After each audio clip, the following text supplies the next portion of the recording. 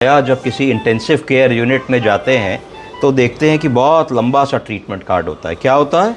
बहुत लंबा चौड़ा ट्रीटमेंट कार्ड होता है। तो एकदम से देख करके ये होता है क्या लिख दिया इतना सारा, बड़ा कॉम्प्लिकेटेड है। तो ये आज मैं थोड़ी सी आपको बताऊंगा कि ये बहुत कॉम्प्लिकेटेड नहीं होता है। ठीक है, तो सबसे पहले इसमें क्या क्या लिखते हैं। इसमें डेट लिखते हैं, हमारा आईसीयू में क्या डे है। जैसे इस पेशेंट का डे 9 है, 9 लिख दिया, उम्र लिख दी, आईपी नंबर लिख दिया, एज लिख दिया, वो मेल है कि फीमेल है ऐसा लिख दिया, उसकी डायग्नोसिस लिख दी और फिर नीचे करंट डायग्नोसिस। तो दो चीज़ें ज़रूरी हैं। डायग्नोसिस, अगर पुराना मरीज़ है उसको blood pressure, diabetes, thyroid, coronary artery disease और डायबिटिक न्यूरोपैथी है तो ये उसकी पुरानी डायग्नोसिस हो गई। और करंट डायग्नोसिस क्या हो गई कि फॉलो थ्रू केस इन चारों चीज़ों का है पर अभी उसकी क्या प्रॉब्लम है, सांस फूल रही है, लंग में एक पैच आ गया है। तो प्रेजेंट डायग्नोसिस क्या होगी, बाइलेटरल निमोनिया।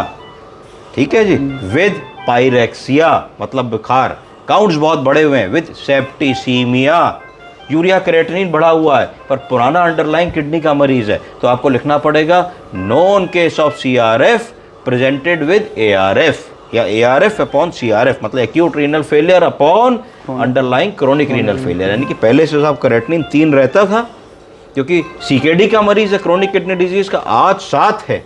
क्यों 7 है? क्योंकि सेप्टिसीमिया हुआ। तो सेप्टिसीमिया से ऐसा क्या हुआ, सेप्टिसीमिया से ऐसा हो कि किडनी वैसे ही कमज़ोर थी, अब और कमज़ोर हो गई। तो इसका मतलब एक्यूट कंपोनेंट जो किडनी पे आया वो 7 क्रिएटिनिन का है, जिसमें 3 पुराना था। तो 4 हमारा कम हो सकता है, 3 कम नहीं हो सकता।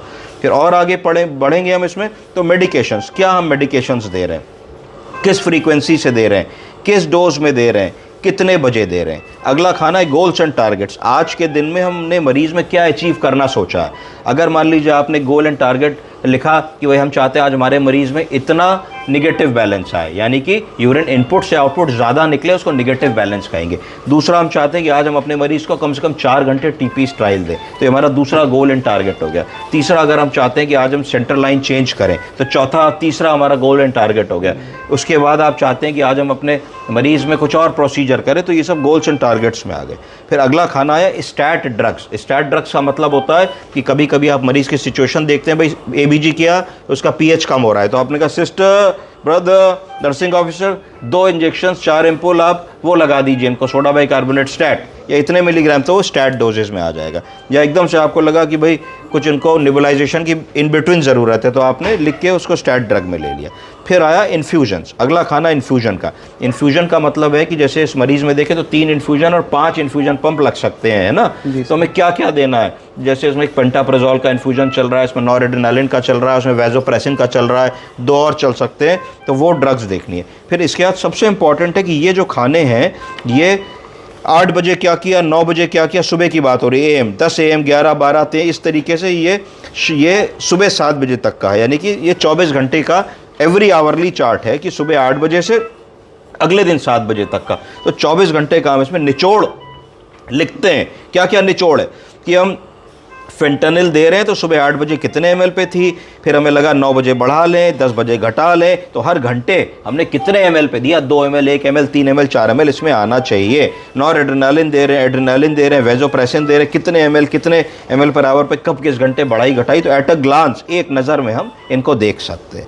उसके बाद फिर हमने लिखा कि हमारा सक्शन, अब सक्शन हमने कै बार किया, सक्शन भी कै बार किया, फिर कितना वॉल्यूम निकला एक बार सक्शन में, सक्शन जो चीज़ की उसका कलर क्या था और कंटेंट कैसा था, सफ़ेद रंग का था, लाल रंग का था, खून लिए था, थिक था, नॉन थिक था, प्रूलेंट था, पस कंटेनिंग था, सीरस था, इसको हमें इसमें लिखना होता है। तो जनरली हम सक्शन कहते हैं सुबह हमने 6 बजे करना है, फिर 2 बजे करना है, फिर रात को 8 बजे करना है, उसके बाद फिर 2 बजे करना है, 4 या 5 बार हमें प्राय सक्शन करना होता है। फिर अगला खाना है स्लाइडिंग इंसुलिन का स्केल, कि कब कब हमें शुगर नापनी है, शुगर अगर बढ़ी आ रही तो कितनी कितनी इंसुलिन हमने दी, तो 24 घंटे में निकल आता है कि हमने इतनी इंसुलिन इसको दी। फिर इतने बड़े बड़े जो आप खाने देख रहे हो, अब इस खाने में क्या है, इस खाने में heart rate, at a glance आपको पता लगा कि भाई सुबह 8 बजे कल इनका हार्ट रेट 135 था, फिर 133 हुआ, फिर 128 हुआ, फिर 126 हुआ, फिर 120 हुआ, फिर 116 हुआ, इस तरीके से 108 हुआ,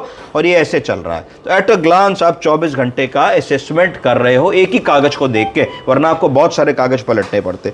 फिर इनका बीपी कितना था, टेम्परेचर कितना था, वेंटिलेटर के किस मोड पे थे, कितना FiO2 था, कितना पीप था, कितना टाइडल वॉल्यूम जनरेट कर रहे थे, कितना SpO2 जनरेट कर रहे थे, कितना आप FiO2 उनको दे रहे थे, ये सारी चीज़ें आपने एक कागज़ पे लिख ली। तो ये तो फ्रंट साइड हो गई। इसको अगर हम पलटते हैं तो बैक साइड में भी काफ़ी कुछ है।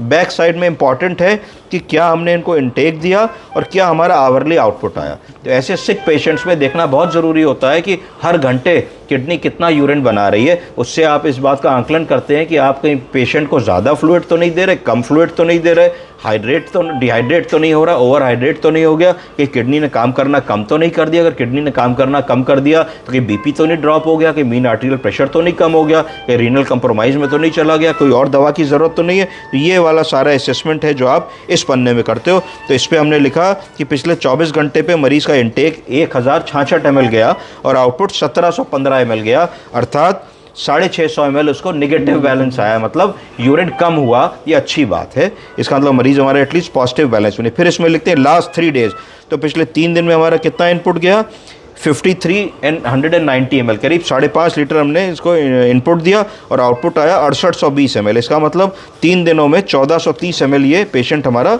निगेटिव बैलेंस में गया। तो इस तरीके से इस शीट को हम सब लोगों को पढ़ना आना चाहिए। हर दिन की एक शीट बनती है, every day has one sheet, every day has one sheet, जिसको हम लोग देखते हैं और इसी पे अपने नोट्स डालते हैं और इसी पे सभी डॉक्टर्स जो आते हैं देखते हैं वो अपने अपने नोट्स डालते हैं। ये medical legal point of view से भी बड़ी इंपॉर्टेंट होती है, क्योंकि इसमें ये लिखा होता है कि आपने एक सिक मरीज में 24 घंटे में 24 बार उसके पैरामीटर्स चेक किए। इसकी क्या ज़रूरत है? इसकी ये ज़रूरत है कि ये ना हो जाए अरे पता नहीं कैसे हो गया सर, अभी तक तो मरीज़ बिल्कुल ठीक था, एकदम से कार्डियक अरेस्ट हो गया। ऐसा नहीं। तो हर घंटे अगर हम उसको चेक करेंगे तो हमको कम से कम 1 ही घंटे के बीच की चीज़ मिस होगी और हमको पता लग जाएगा कि भाई अब हमको क्या करना है, कैसे करना है और क्या दवा ऊपर नीचे करनी है। आप समझे कि नहीं? नॉर्मल मरीज में वाइटल हम दिन में 2 बार लेते हैं, 3 बार लेते हैं। सिक पेशेंट्स में कितना लेना है? Every hourly. कई बार ऐसा होता है कि आपको 15-15 मिनट में भी वाइटल लेने पड़ते हैं, उसके लिए एडिशनल शीट लगा देते हैं और उसमें आप 15-15 मिनट के वाइटल्स लेते रहते हैं। समझ गए आप लोग? जी सर। Thank you.